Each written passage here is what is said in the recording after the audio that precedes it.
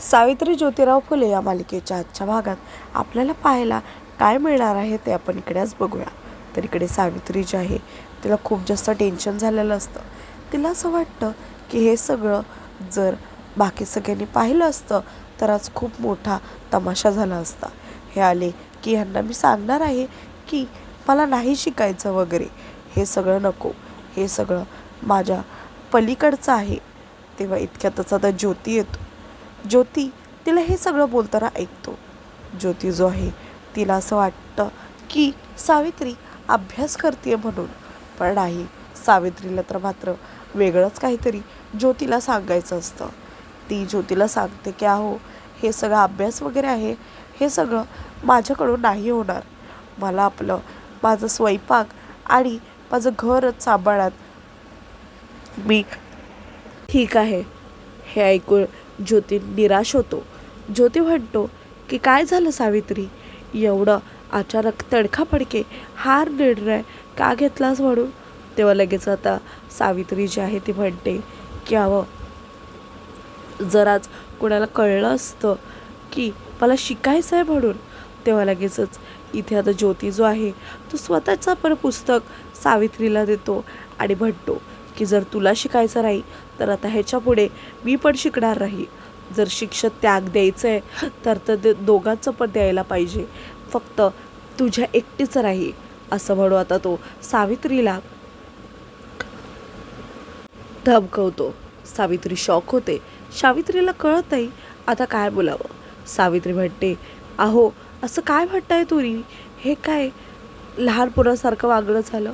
हे अजिबातच बरोबर नाही बरं का. जर मला शिकायचं नाही तर त्यांच्यामध्ये तुमचं काय हो. मला अजिबातच हे मान्य नाही. मी शिकणार नाही म्हणून तुम्ही पण शिकणार नाही, हे काय हट्ट झाला. हे प्लीज तुम्ही माझ्यासमोर नका बोलू. तेव्हा सावित्री म्हणते की अहो, मला दिवसभर कामं असतात, घरची बाहेरची, फुलं विणायची, आणि त्यासोबतच हे शिक्षण पण करायचं, अभ्यास पण करायचा. ह्याच्यामध्ये मला नाही वेळ भेटत.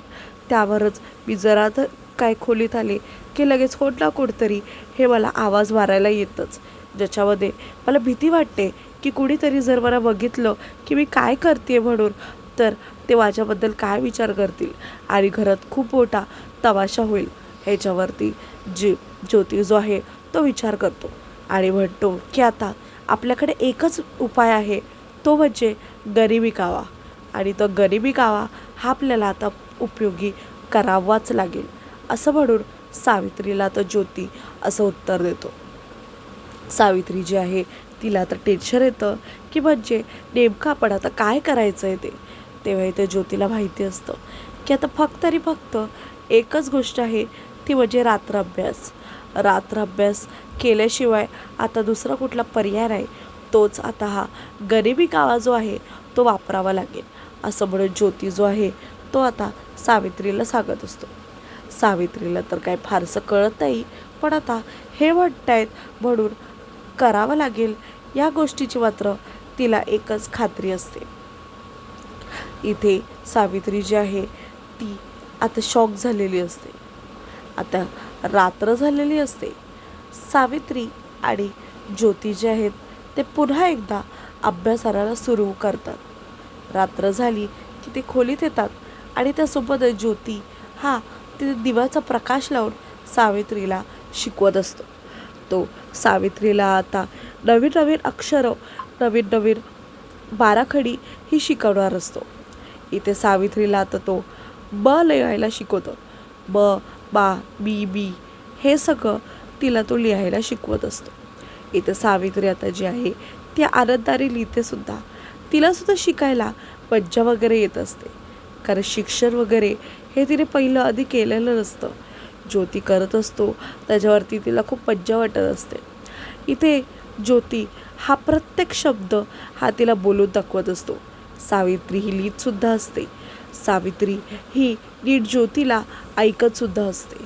इथे सावित्रीने जे काय लिहिलं आहे ज्योती ते पाहतो आणि त्यासोबतच तिला वावा करतो, कारण सावित्रीने अगदीच बरोबर हे लिहिलेलं असतं.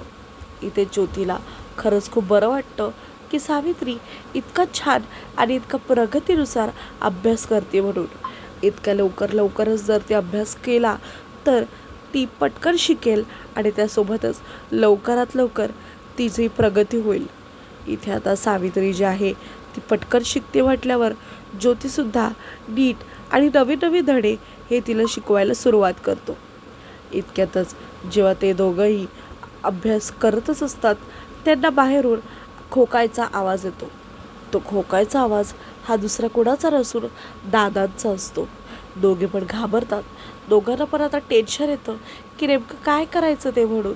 तेव्हा आता ज्योती जो आहे तो त्या देवावरती हात लावतो आणि सावित्रीला म्हणतो की सावित्री तू जरा गप्प बस, मी जरा बघतो काय आहे ते.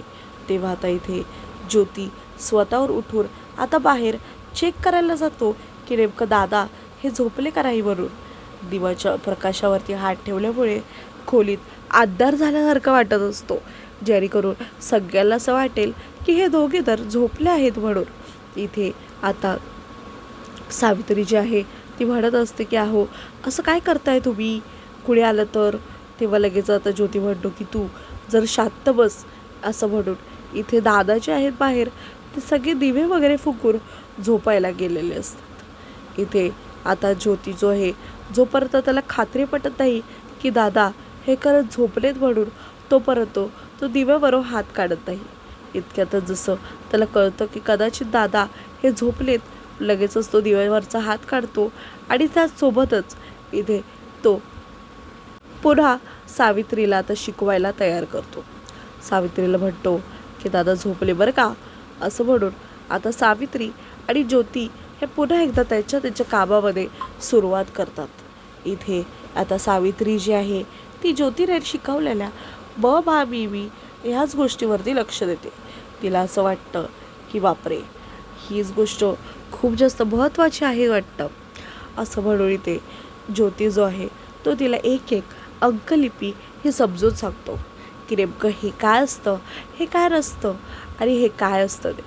तेव्हा इथे आता ज्योती शिकवतो, सावित्री शिकत असते. ही गोष्ट त्यांना फारशी आवडते. इकडे सावित्री आता स्वतःच्या हाताने लिहायचा प्रयत्न करत असते, स्वतःच्या हाताने वाचायचा प्रयत्न करत असते. नेमकं ते अक्षर कसं आहे कसं नाही हे बघून घ्यायचा प्रयत्न करते. तिच्या डोळ्याच्या पापडांवरती पूर्ण अक्षर जे आहे ते घेऊन टाकते. इथे आता सावित्रीला ज्योती जो आहे तो म्हणतो की ही जी अंकलिपी आहे आता तुला स्वतःहून वाचायची आहे. तुला स्वतःहून त्याच्यामध्ये काय काय अक्षरे लिहिलेत हे वाचायचेत बरं का असं म्हणून इकडे सावित्रीला सांगतो. सावित्री आता म्हणते की अहो मी वाचते पण बघा ना मला काही दिसेना झालं आहे हो. तर इथे सावित्री म्हणते की अंधार पडलाय, आता ह्या ज्योतची पण तेल गेलंय. तेव्हा लगेचच ज्योती म्हणतो काय झालं, पण तुझ्याकडे हा ज्योती तर आहे ना असं म्हणून त्या दिव्यामध्ये तो पुन्हा एकदा तेल घालतो आणि पुन्हा प्रकाश जो आहे तो वाढत जातो. इथे सावित्रीला खूप बरं वाटतं. सावित्री ही आता खूप आनंदी होते. सावित्री आता ज्योतीला बघून खुश होते. ज्योतीसुद्धा हा सावित्रीला म्हणतो की आता आला ना प्रकाश, आता नीट प्रत्येक अभ्यास हा नीट कर. इथे सावित्री आई उ ए आई बोलताना तिला खूपच जास्त अडथळा येत असतो. ज्योती हा तिला समजून सांगतो की एरड्याचा असं म्हणून तिला सांगत असतो. इतक्यातच तो उठून जातो तर सावित्रीला आता झोप येऊ लागते. सावित्री जी आहे ती अभ्यास करत करत खालीच कलांडी मारते आणि तिथेच झोपायचा प्रयत्न करते. ती अभ्यास करत करतच झोपत असते. इतक्यातच तिला आता झोप लागते. सावित्री ही आता झोपून गेलेली असते. इथे ज्योती जो आहे तो सावित्रीला पाहतो की बापरे सावित्री ही झोपली वाटतं असं म्हणून इकडे ज्योती जो आहे तो तिच्याकडे बघून हसत असतो. तो आता तिच्या जवळ येतो. तिला म्हणतो की सॉरी सावित्री, खरं तर माझ्यामुळंच तुला हे शिकायचं वगैरे मागे लागलं, पण काय करू हे तुझ्यासाठी खूप महत्त्वाचं आहे म्हणून. दुसरीकडे पाहत होते सावित्री ही आता की त्यांच्या डायरीच्या इकडे येते. तिची सासू जी आहे चिमणा ती भाकऱ्या बनवत असते. ती सावित्रीला म्हणते की वांगी चिरायला घे असं म्हणून म्हणून ती सावित्रीला वांगी चिरायला सांगते. सावित्री जी आहे ती वांगी चिरतच असते. इतक्यातच वांगी चिरता चिरता सावित्रीला आता झोप लागते. सावित्रीला आता डुलक्या लागायला सुरुवात होतात, जेणेकरून सावित्री जी आहे ती आता खूपच जास्त उदास होते. सावित्रीला कळतं की रात्रीचं जागरण हे आता तिच्या अंगाशी आलंय म्हणून. सावित्री आता एक एक वांगं कापता कापता तिला डुलक्या लागतात, जे की आता तिची सासू चिमणा जी आहे ती पाहते की सावित्रीसोबत हे काय घडते. इतक्यातच आता सावित्री हे पूर्ण काम हे करायला घेतच असते.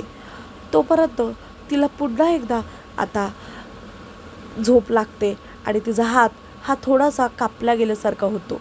तिला खूप दुखतं, तिला खूप त्रास होतो. इतक्यातच आता तिची सासू जी आहे चिवडा तिला म्हणते की सावित्री, बरी आहेस रव तू? आज आपण मस्तपैकी डाळ वांग बनवूया, सरसरीत एकदम.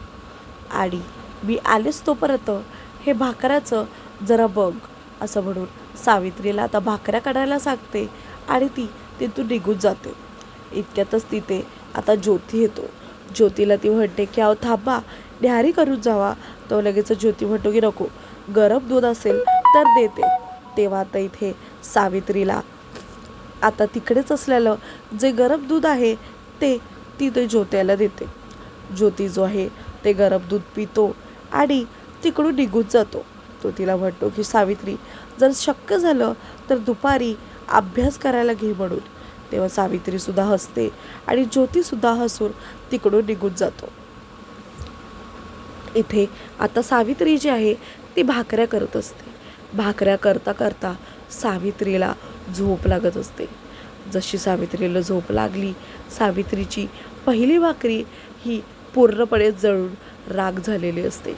आता इथे भाकऱ्या करता करता सावित्रीला खूप झोप येते. सावित्रीला तिची झोप आता आवरेनाशी होते.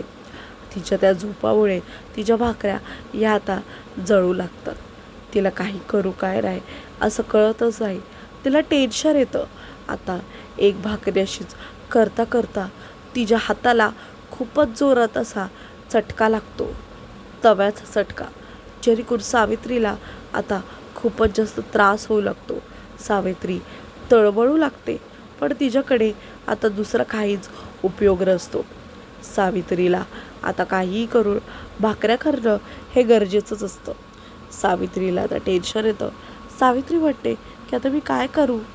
तरीसुद्धा आता तिच्या हाताला भाजलंय तरी तिला ते काम करणं खूपच जास्त गरजेचंच असतं.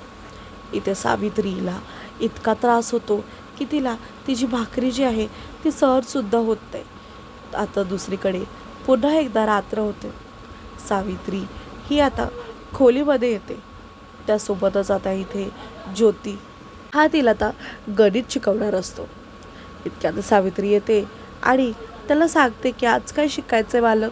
तेव्हा लगेचच ज्योती हा तिला सांगत असतो की आज आपण गणित शिकणार आहोत आणि ते पण बोटाच्या ह्याच्यावरती. बोटाच्या ह्याच्यावरती कसं करतात, 1 2 3 4 सांग बरं मला. तेव्हा सावित्री ही तिला सांगते की 1 2 3 4 असं असतं. तेव्हा तो तिला म्हणतो की 2 आणि 2 किती असतात ते सांग मला. तेव्हा ते 2 आणि 2 कॅल्क्युलेट करते आणि सांगते की 4 होतात म्हणून. तेव्हा आता ज्योती जो आहे तो खुश होतो आणि तिला काही प्रश्न येतो सोडवायला, जेणेकरून आता तिला ते सोडवून त्याला सांगायचे असतात. तेव्हा इथे सावित्री जी आहे ती शांतपणे खाली बसते आणि ते प्रश्न सोडवायचा प्रयत्न करत असते. इथे आता सावित्री जी आहे तिला तिचा जो उजवा हात असतो तो वापरायचा नसतो, कारण त्याच्यावरती भाजलेलं असतं. म्हणून सावित्री आता तिच्या डाव्या हाताने लिहायचा प्रयत्न करत असते. सावित्रीचा डावा हात हा सुद्धा चालत असतो बरं का. तेव्हा सावित्री जी आहे ती मस्तपैकी तिच्या डाव्या हाताने सुद्धा लिहायचा प्रयत्न करत असते. ती गणित हे सोडवतच असते.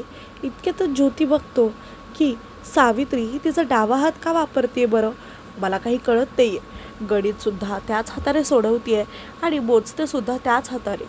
असं करून सावित्री ही एक एक प्रश्न हा सोडवत असते. इथे आता ज्योती जो आहे तो काहीतरी वाचता वाचता पाहतो की सावित्री जी आहे ती असं का करते. म्हणूनच तो तिला सांगतो की सावित्री मला तुझा हात बघू दे बरं. तेव्हा लगेचच सावित्री ही विषय टाळते आणि म्हणते की अहो बालक, हात काय बघताय, तुम्ही गणित बघा. बघा मी किती नीट आणि चांगले सोडवलेत म्हणून एक पण प्रश्न हा चुकलेला नसेल. असं म्हणून सावित्रीला आता तो म्हणतो की नाही नाही, मला माहिती नाही, मला तुझा तो हात बघायचा आहे म्हणून तो हात दाखव. असं म्हणून आता ज्योती जो आहे तो तिचा तो हात घेतो आणि बघतो. तेव्हा बघतो तर पूर्ण हात हा भाजलेला असतो.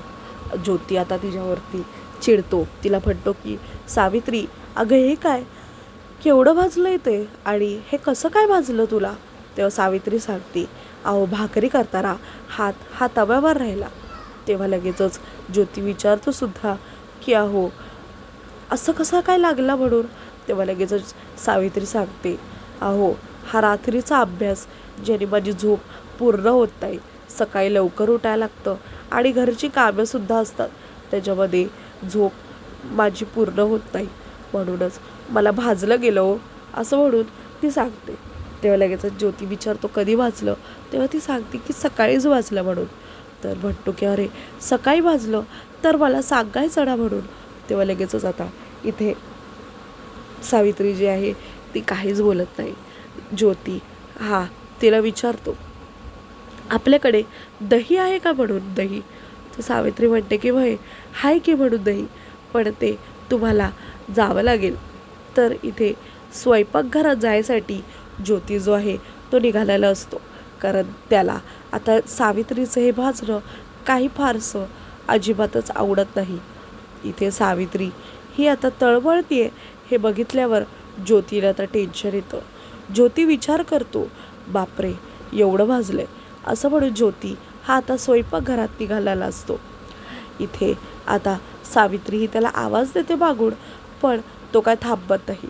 इथे ज्योती हा दही शोधायचा प्रयत्नच करत असतो. इतक्यातच आता त्याच्या हातातून एक भांडं खाली पडतं. इतक्यातच चिमणा ही तिकडे येते. चिमणा म्हणते की काय रे ज्योती, काय करतोयस तू. तर इथे तो म्हणतो काय नाही, पाणी घ्यायला आलेलो. तर लगेचच चिमणा म्हणते की अरे पण सावित्री तर पाण्याचा तब्बू हा भरूनच ठेवते. तेव्हा लगेचच ज्योती म्हणतो हा काय, विसरलं वाटतो मी, पण थोडीशी मला भूक पण लागलेली म्हणून विचार केला जरा दही वगैरे खाऊ, दही भाकरी खाऊ म्हणून. तर लगेचच चिमणा म्हणते अरे एवढंच ना, थांब मग मी देते तुला. एवढं कशाला, सावित्रीला सांगायचंच ना, तिने दिलं असतं तुला. तर लगेच आता चिमणा जी आहे ती त्याला भाकरी भाजी दही वगैरे देते आणि त्यासोबतच त्याला खायला सांगते. तर इथे ज्योती जो आहे तो तिला नाही म्हणतो. तो तिला म्हणतो की नको नको, मी एक काम करतो, मी खोलीत जातो आणि तिकडेच खातो. असं म्हणून ज्योती हा स्वतः आता खोलीत निघून जातो आणि तिकडेच खातो. मागून चिमणा जी आहे ती त्याच्याकडे हसत असते. इथे सावित्रीला टेन्शन येतं. सावित्रीला वाटतं की बापरे ह्यांच्यावरती कुणी संशय नाही घेतला ना म्हणून. तेव्हा इथे ती आता रडतच असते, कारण तिला हाताला त्राससुद्धा होत असतो. त्यासोबतच आता आपण पाहणार आहोत की पुढील भागामध्ये काय होणार आहे. आऊ जी आहे ती ज्योती आणि सावित्रीला पकडते, ते सुद्धा अभ्यास करताना. ज्योती आऊला जे काय आहे ते खरं खरं सांगून देतो. इथे आता जो गणपती असतो तो आता सावित्रीच्या पुस्तकाला हाताला लावायचा प्रयत्न करतो. तेव्हा इथे आता सावित्री त्याला दाबते आणि त्याच्याकडून ते पाटी आणि पुस्तकं घेऊन टाकते.